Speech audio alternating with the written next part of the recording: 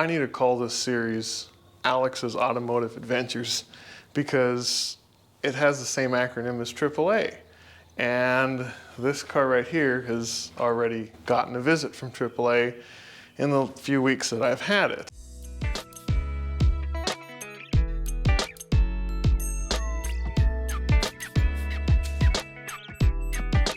What you see behind me here are two Lexus LS460s.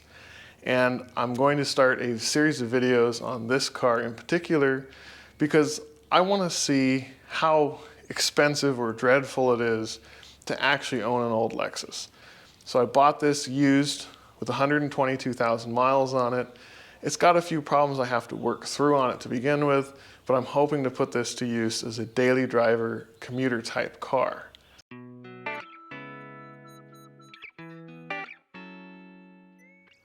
So a few things about this car. This car's got some things on it that I really didn't necessarily want in an LS460. I wanted one more on the level of this one here. This one's an LS460 standard wheelbase with no air suspension and no Mark Levinson stereo system in it. This one right here is like as close as you can get to the top without getting all the way to the top. This has got the air suspension, the Mark Levinson system in it, reclining rear seats. It's also the long wheelbase. It's got a cool box in the back seat. It's got heated and cooled rear seats. It's got all the bells and whistles on it. And those are some of the things that I'm going to have to work through for the price that I got it for. But I had to jump on it because I looked so long trying to find one of these. I found like absolute garbage. I found cars that they wanted, $3,000, $4,000 more than this one cost, with ripped and torn rear seats, still the sticky melty dash issue, which we'll get into that in a little bit, and other various issues, like a hole in the driver's side armrest, the window in the frame, it's rolled up, but it's kind of moving around in the door frame. Just absolute garbage for a lot more than this. This car is a one-owner California car with pretty much all services done at the dealer. Lexus on their database has the huge service history from day one when it was new. All of the services, all of the recommended services, things that were done on it, warranty repairs, everything. So I couldn't pass up on it. I couldn't in all good conscience pass up on it. And you can see on the inside of the car, the seats are clean. There's some issues with it that were more or less known with this car that are there, and they were there basically on every other one that I looked at. But this car does have something that I'm really excited about and something that I really tried hard to get on this one here. It's the radar guided cruise control with pre-collision system. This car is going to be being used as a commuter car. And with a commuter car that you're going to be just piling miles on, I personally think it's kind of nice both to have the radar cruise control if it's like a weekend and you're driving back and forth to work. Turn it on, you don't have to keep your foot on the gas pedal for a long drive. And also the pre-collision system. If accidents happen, we don't have insurance for no reason at all. There aren't cars that constantly every year get salvage titled out because of accidents. Accidents happen. And to have pre-collision in this car to hopefully maybe prevent an accident, if not minimize the damage from an accident, is just a wonderful feeling. This car has pre-collision in it, and I'm really excited about that. This car also has something that I think it's neat to have, but I think it's a useless feature. It is the self-parking system on it. And it's like a parallel, it was only around for the first, I think, 2007 to 2012. It's kind of a gimmick. It doesn't work really well, but it's just kind of neat to say I have, and more or less neat, especially to show you guys here on YouTube. Obviously, this car also has the Mark Levinson stereo system in it, and that's kind of a problem. Although it sounds amazing, it's one of the best stereo systems I've heard in a car. It's even better than the more modern 2017 standard LS stereo system. But I was looking through the service history, and the Mark Levinson amp has never been replaced. Apparently that's a common failure with this car. So I'm probably going to be, eating, I don't know, a couple $1,000s or a little bit over $1,000 to replace the amp. The brake actuator in here is something that is also a common failure. That has never had to been replaced on here yet. So having 122,000 miles, I'm sure that's something I'm gonna have to do. The owner traded it in, about 122,000 miles, after declining the 120,000 mile service, which is like a tune-up, spark plug, stuff like that. So I'm gonna have to go through that on here as well.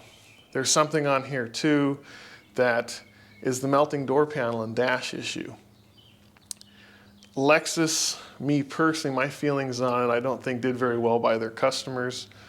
From, I don't remember what the years are, obviously through 2007. Lexus, Toyota, I think maybe Nissan had issues with cars where the dash and the door panels would start to turn sticky and almost seem like they were melting out in the sun. And Lexus and Toyota, I think, issued like a 10-year warranty period for those items. So so it's 10 years from the date of first in-service use of the car. And especially cars like this, the flagship luxury sedans, a lot of them were kept indoors or in a garage. And so they weren't really exposed to that type of an issue until past the 10-year mark, which this one falls into. And so a lot of owners, a lot of the cars that I looked at did not have that issue addressed. This one didn't have it addressed. So I'm gonna have to go through that, especially, I wanna keep this for a while. I want the car to look nice, and if I do decide to sell it, I don't wanna have the interior looking like garbage. This is a very well-equipped car for commuting, and I think I'm really gonna be excited about it, but I think that this might end up possibly being a bit of a money pit. So far since I've got it, yes, it has ended up on a tow truck. I got in the car one day, started it up, and the check engine light was on, and the RPMs were kind of going up and down. I plugged in my code reader tool to it, and it said there was an oxygen sensor issue. It was also running really rich and kind of a bit of a sooty exhaust coming out of the tailpipe. So I had to have it, I felt like I didn't want to damage anything. I towed it in, and they replaced the oxygen sensor on it. I also had an issue with, it's not fixed yet, I'm going to fix that myself. We'll do that in another video. The driver's side door switch on the car sticks, and it doesn't stick on, it sticks as though the door is closed. And for some reason or another, Lexus kind of had a bit of a stupid design where if the door panel, if the car does not see that the door is open, it leaves the headlights on. No matter how many times you press the lock button, it leaves the headlights on. And there's no notification, there's no warning that the car didn't register you leaving. You took the key with you, you physically locked it, but the car thinks you're still in there. And I came out and had a little bit of a scare.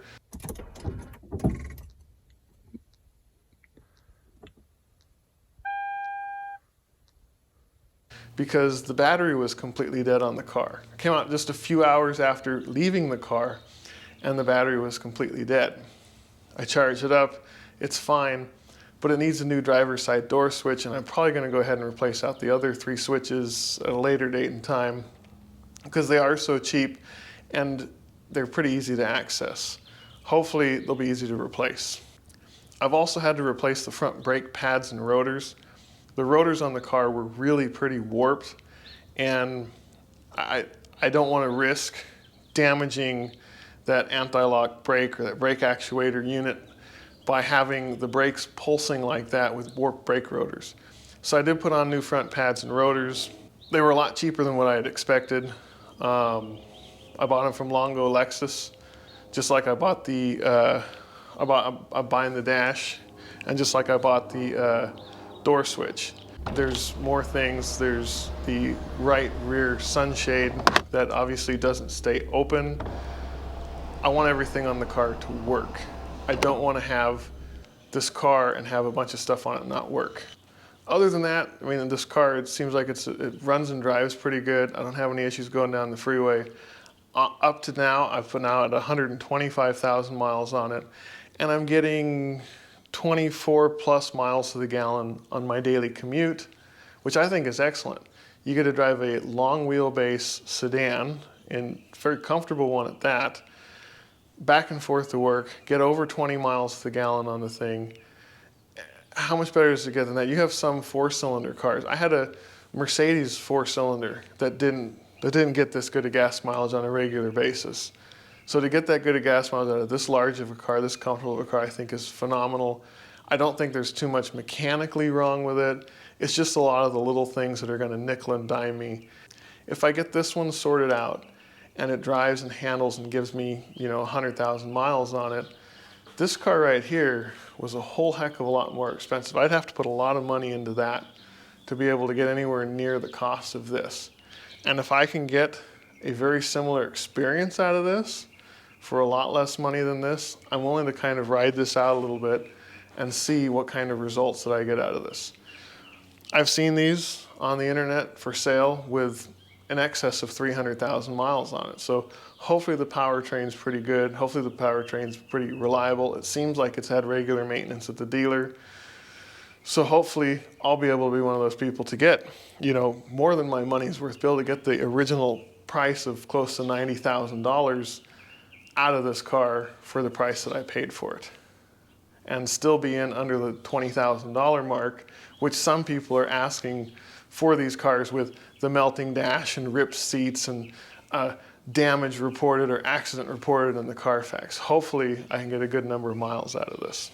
Anyways, thanks for watching. Hopefully that kind of tells you a little bit about what it is that I got here for a new addition to my fleet.